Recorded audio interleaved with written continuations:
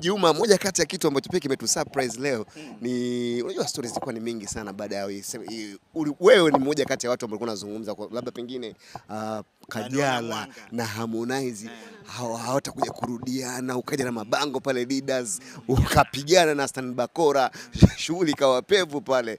Juma, leo sura yako kuteka wapi? Hata iweka hapa palipokuwa iende wapi wakati na Mungu ndo kashaipachika hapa.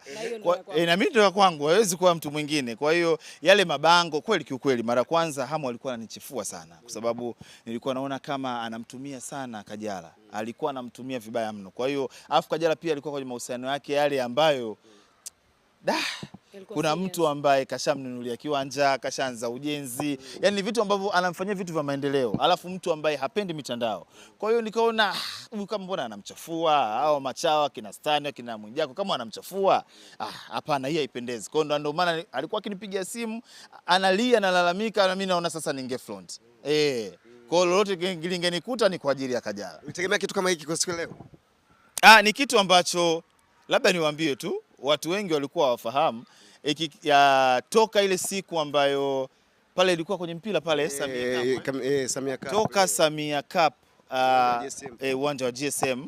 Harmonize alinipigia simu na kuniambia, Juma, wewe ni mtu ambaye unaweza kuongea na Kajala na akakusikiliza kuliko mtu mwingine yote.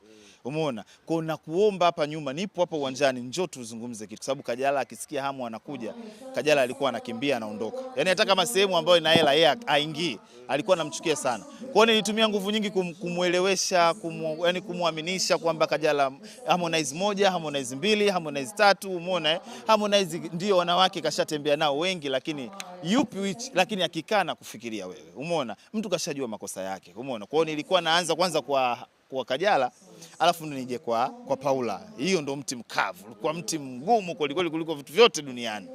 So nikaona ya nini, na ndio maana nikawapatanisha. Kwa hiyo Kajala na Harmonize hawa wamesharudiana wamerudiana toka chungu cha 10 cha Ramadhani. Wako wote wana mahusiano pamoja. Kwa hiyo hivi vitu vyote tunavyoviona sasa hivi ni marudio. Tena uzuri sasa hivi kila mtu ameweza kutunza siri. Ila kuna sehemu walikuwa akiingia hivi napata message kwamba lakini warudiana muda mrefu toka chungu cha 10 cha Ramadhani. Kupitia Maimartha anasema hili penzi lilikuwepo muda sana. Ila wewe ulikuwa hutaki kukubali kwa sababu kwa mara ya kwanza ulikuwa ukifichwa kwamba hawa watu walirudiana, na baadaye ulipokuja kufahamu ukasema hebu acha kwanza hii niliweke kapuni, na ili umejitahidi ndugu yangu kwa umbea uliokuwa nao. Yani kwa kusema hakuna mbea yoyote alikuwa anafahamu Kajala kama karudiana na Harmonize. Umeelewa vizuri? Hakuna. Mimi ndio nilikuwa najua kwa sababu